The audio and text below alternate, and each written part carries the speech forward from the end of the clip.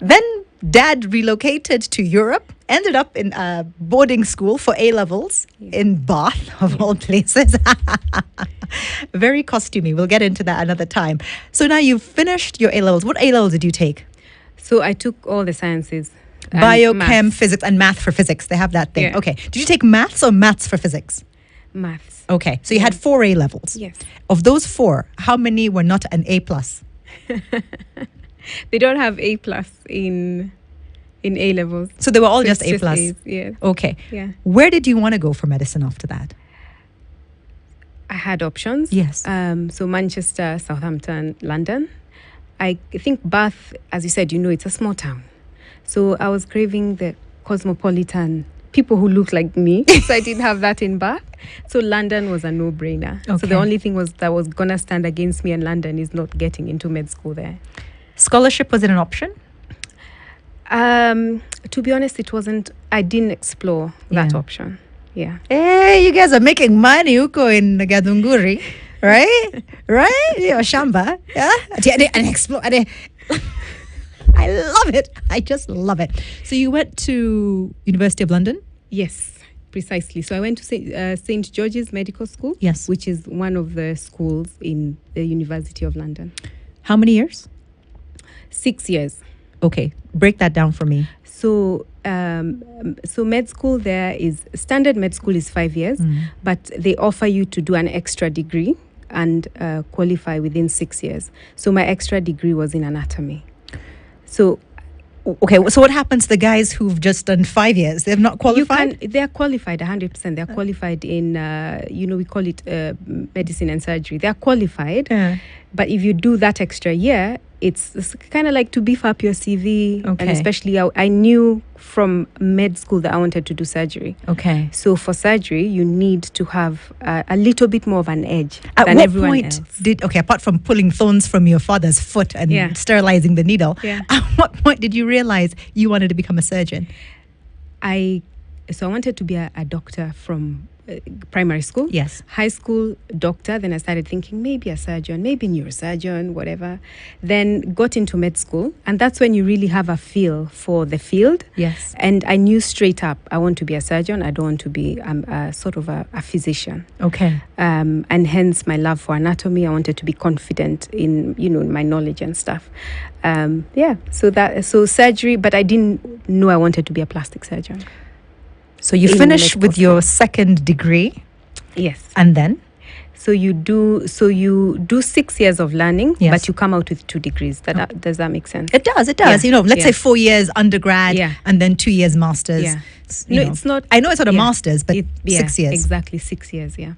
Then after those 6 years, what did you do? So after those 6 years, you become what we call an intern. It's pretty much the same thing here in Kenya. You do 5 years, typically medical degree. Yes. You become an intern.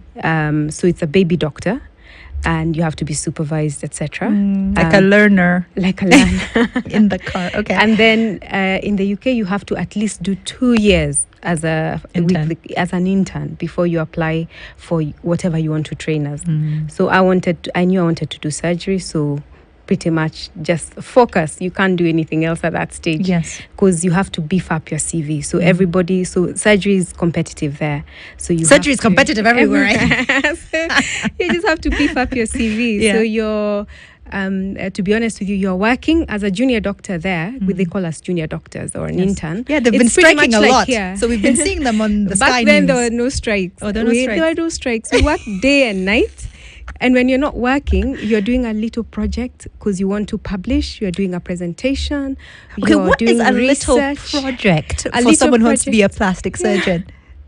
I love it. Yeah, so you're trying all the time to sort of make sure that your CV is beefed up. You've got extra things that put you. Who was guiding you? Who were your mentors? Who was helping you say, okay, don't do that beefing up project. That will be absolutely useless. This is a better beefing up project. Because remember, you're from Nairobi via Bath. Now you're in London and your folks are somewhere in Europe. Let me tell you what. Yeah, please. So that one is just, it's divine. Yeah. I'm not just saying that. That's definitely God. Because there was a whole issue where the surgeon there, the typical surgeon, is white male, old, sometimes if there's a female, she's blonde and blue-eyed. So you're not the typical. So there's nobody who's going to say you, oh, this new intern, come and do this project for me, or let me. So there was nobody really at those early stages to hold my hand. It was a lot of research and doing things, and you're conscious about it, but you don't want to sort of. And actually, some mentors, we have automatic mentors, people who guide you, etc. So at the end of the farm, they'd call me and be like, "So how are things? What do you want to do?" And I'd say, "I want to do surgery." And like, I really don't think it suits you. They were not your dad who said you could do anything in the absolute world. Who are these people giving you false? Some medical professor saying, no, you probably do something like a general physician or whatever. But if you want to do surgery, it's going to be very tough. You're going to have to be really tough. And I said, yes. Yeah, I'm tough. I do remember to this day that conversation. You should have told him, don't let this mouth fool you. Huh? Okay. Yeah. All right. So you have your 2 years post 6 years of study internship. And then what happened? So that's now 8 years of post high school. Well, are we counting the 2 years of A levels as post high school as well? Do we count that in the 20 years? It's in the 20 years. Okay. So now you have 2 years of A levels, 6 years of university, another 2 years of being a baby doctor. That's 10 years. Yeah. Your friends graduated a long time ago at UON. Yes. You know, they're here treating people left, right, and center. Yes. You're still trying to get a foot into surgery in the UK. What happened? And at that stage, my folks, my mzee especially, is now enough education. You need to come back home and settle. Hey, umesoma sana. When will you finish? Now that's enough. And at that stage, I knew if I come back to Kenya, I knew I want to do surgery. Yes. There's training opportunity here, but it's not as diverse as there. So the opportunity is here, and I felt like I probably will have to go a couple of steps, and I really did consider it at that stage. And I said, let me just try get into it. And that time is when I'm trying to consider what type of surgery do I want to do. So it was either plastic surgery or bone surgery, orthopedic surgery. That's what I wanted to do initially. Are the bone surgeons the ones with the saw? The saw. I like that. I like the ones with the saw. The okay, but quick one. Yeah. Your older siblings, had they married and started having children by then? A good question. Yes, actually. So you see that folks are relaxed. You see, that's always the pressure. Yeah. They're already grandparents. So they want you to come back, but they're a bit easy on you staying. It's not too much pressure. Yeah. So you decided on plastic surgery. Yes. How was the application process for you? The application process is it's rigorous. It's tough. So I've done 2 years internship. Then I have to do basic surgical training, or we call it core surgical training, for 2 years. So during those core surgical training is when I'm getting my CV and everything up to scratch to apply for plastic surgery. Okay. So back then when I applied, we used to have hundreds of people applying, and everyone is, they knew they wanted to do surgery. They've got really good CVs. So you've got a couple hundred, maybe there are 20 places. And it's a national selection. So everyone in the country who wants to do plastic surgery applies at the same time. And then they interview you, and then, they make the decision. There was no sort of advantage with international fees? Nothing. The international fee story ended when you do your undergrad. So after that, everyone is just... we're all in the same. We're all in the same. And I have to add, when you're doing all that, you're working, you're trying to do projects on the side, and then you have to do a master's. So I did a master's at the same time. My master's was in burn care. Okay. So like caring for people with burns and stuff. I need to talk to you about a few things. I'm going to talk to you after the show off mic. We're going to be having a conversation. Okay, continue. Yeah. So where was I? Burn I was in the care, plastic surgery selection. So you have to do this big interview, whatever. Again, another point in my life where it's like divine intervention. Because I went in, I took a whole week off to prep for an interview. Wow. People saying like, you lock yourself in the house, don't do anything, just prep for that interview. Yes. I went in, did the interview, and I came out and feeling so like I've given everything. Now, if I don't get in, I don't know what I'm going to do, because at that point I was like, only plastic surgery suits me. And I got in. Where? So I got, I basically got selected. So they select they rank everybody. Yes. So I ranked third. You ranked third nationally in the UK for your plastic surgery admission?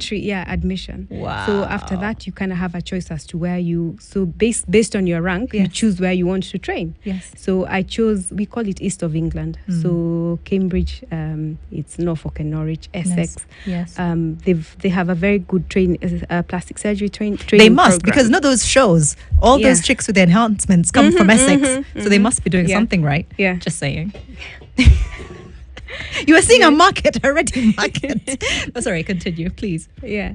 So that's where I was in terms of starting plastic surgery training. And also that East of England, they still have, is one of the biggest plastic surgery units in Europe. So for burns, for reconstruction, they now don't do cosmetic on NHS, but all the surgeons work in that They area. don't do cosmetic on NHS anymore? No, not anymore. So that's why I chose that particular area to train in, and you have to rotate through different hospitals. And when I started as well, you start as a junior plastic surgical resident. We call it resident or registrar there. Okay. And people are looking at you and being like, you don't look like it. What are you supposed to look like? So you're supposed to be either blonde and blue-eyed. I'm sorry, I have to say that. Okay. So you don't fit the stereotype. So were they thinking you're the nurse? Did you I get got that? a lot of that. Yeah, Get me yeah. a cup of tea Yes, when you walk yeah. into the cubicle. I'm like, okay, and I chose. Sometimes you have to just make a choice. It won't get you down, and not to overthink it. I'm like, okay, maybe it was just a genuine thing. Most of the people who are doing that look like me. So I just chose. Sometimes I used to get that cup of tea. Maybe drink it for yourself. No, Sometimes I give it to them. I'll give it to them and be like, okay, now you need to talk about your surgery. Like, are you doing it? Yes, I am. I love it.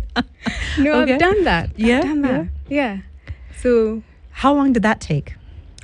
the residency takes so I've done 2 years intern, 2 years, 2 years of core surgical training. And when I did my core surgical training, I had done other fields, like I'd done orthopedic surgery, I did pediatric surgery, I did other things. Yes. But I'd only had 6 months exposure to plastic surgery. Okay. But to apply for it, they want you to have had exposure to it as a junior for at least a year. Oh. So I had to do an extra year in between. Okay. So now we are at 5 years post qualification. That's when I start my actual residency. Wait. Quick question. Yes. Who is paying? I'm just trying to figure out. Right now, after you finish med school, Okay. you the good thing in the UK, I think here as well, as a resident you earn. Okay, so now And you're they're earning money. and you're earning money. So I'm using most when people are bringing money here to, I don't know, buy a plot or whatever.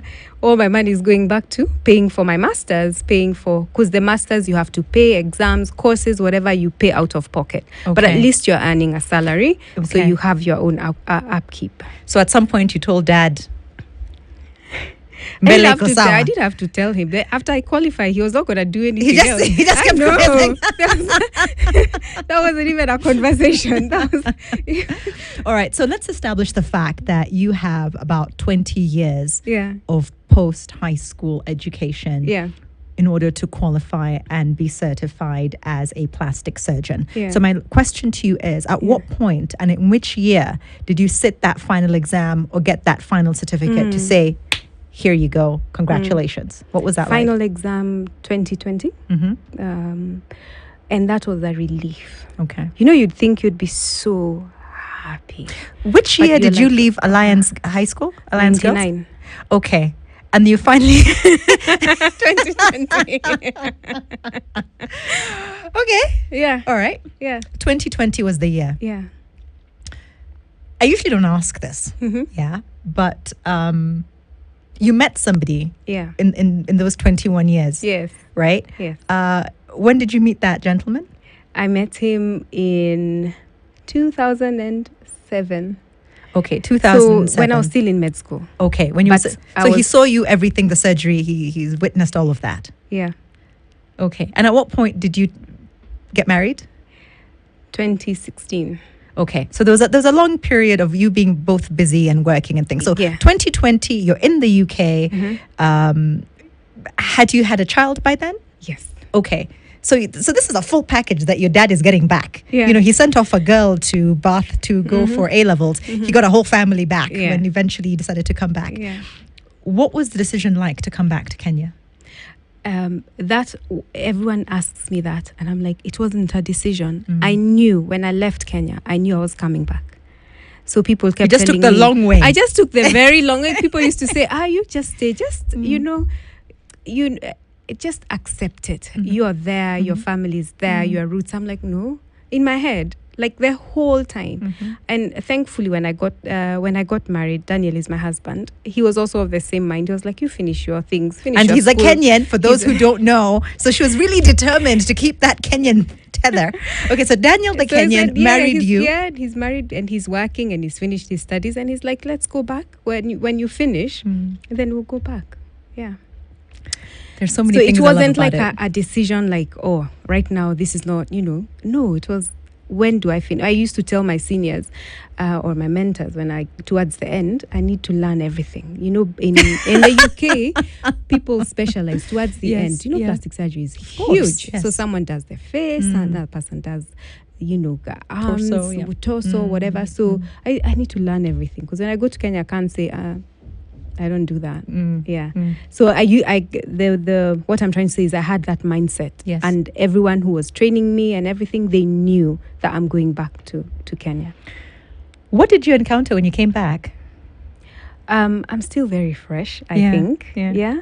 So I'm still trying to figure that bit out. Yes. So when I came back, because I'm coming back with a family, so it was more settle the family, settle the kids, they're in school. Thankfully, I got a job. I came back with a job lined up at Aga Khan. Yes. And I'd been also determined and very like, I want to work. I don't think there's ever been a second of your existence that you were not determined. So we've established that you're a very determined person. You applied for a job from the UK. Yeah. Would you advise a lot of people to do that instead of coming here and just sussing out the landscape? Would you advise? Definitely. Oh, definitely. For someone who's out there, there's tons of opportunities here. But psychologically, it's a lot better when you know that you're going back to something. It's easier, especially if you're a family person like me, knowing that it makes the decisions easier. So I think. Do you feel that you've come back and you're establishing yourself as one of the most highly qualified plastic surgeons in the country? Interesting questions. I think I am qualified.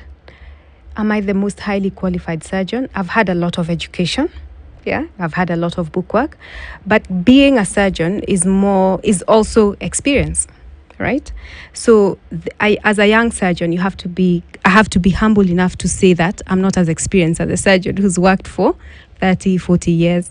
I'm not as experienced, but knowledge-wise, yes, I do have a lot of knowledge. I've seen a lot of techniques. I've done a lot of techniques. Our training takes way longer than a lot of countries, than America, than... I think maybe Australia has a similar-ish training program. So we take a lot of years training, and we do stuff when we're training. It's not like you're just watching someone doing it. They're actually just the consultants. They go off and they leave you to do a lot of stuff. Maybe once a week you operate with a consultant. The rest of the time you're on your own. What about the gaps here with regards to the industry, for example? What have you noticed?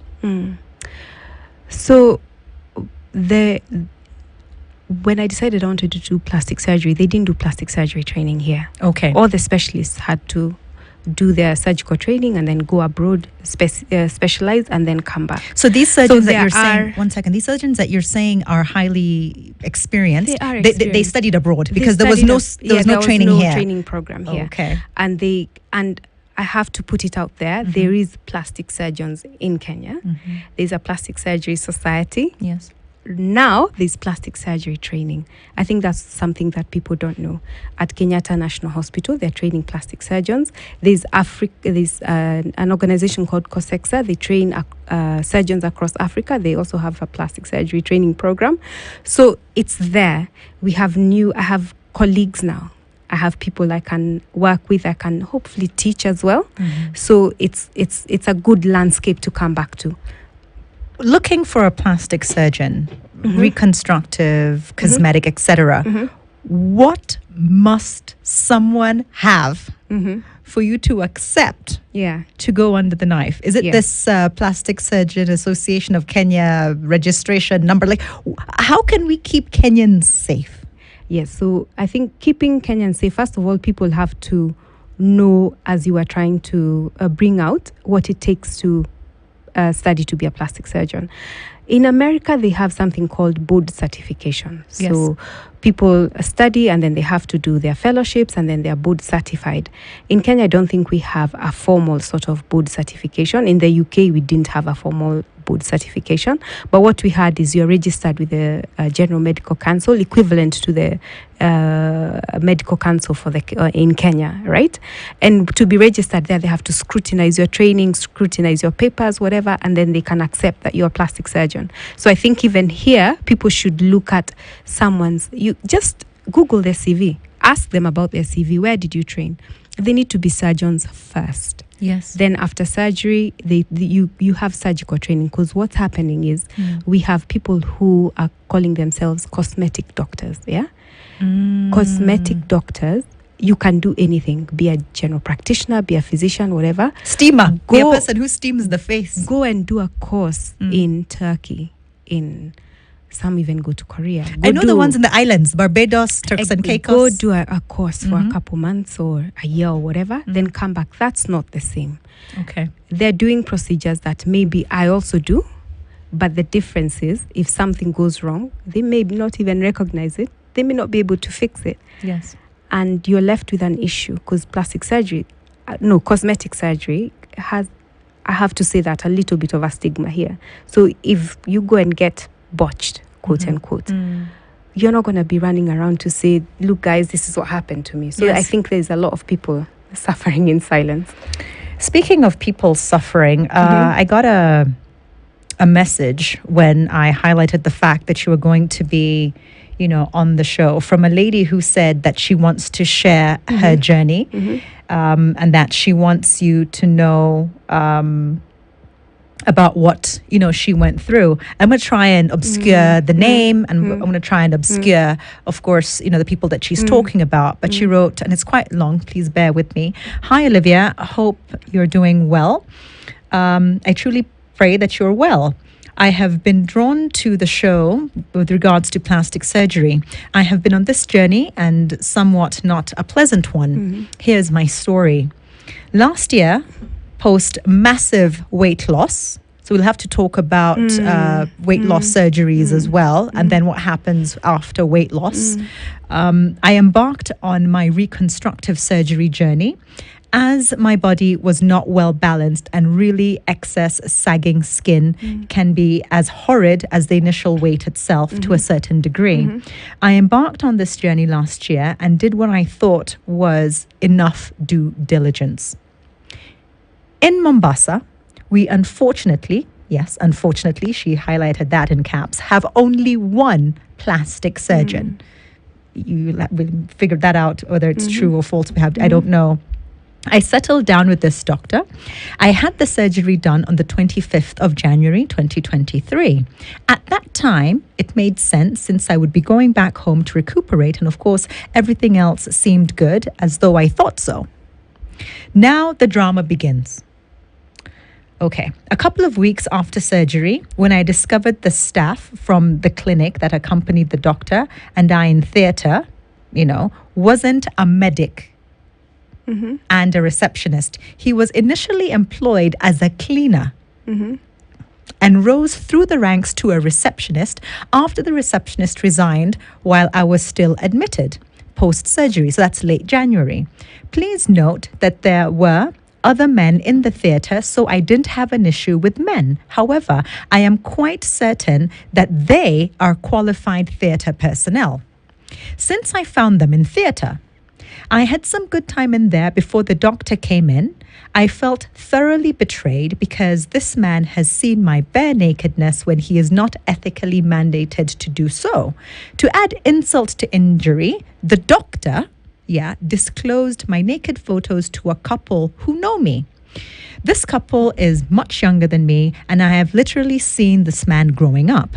I consider him to be like a younger brother. His wife, the patient, disclosed to me in utter shock and confidence. So clearly the doctor was trying to show, his work and blah, blah, blah, blah, blah. As if not enough malpractice, the doctor then started using that individual who started off as a cleaner, as a nurse's assistant. All right. We have to take a break because we have to go to commercial, but try and digest all of that, Daktari, and then we'll talk more when Double O Direct resumes in a bit.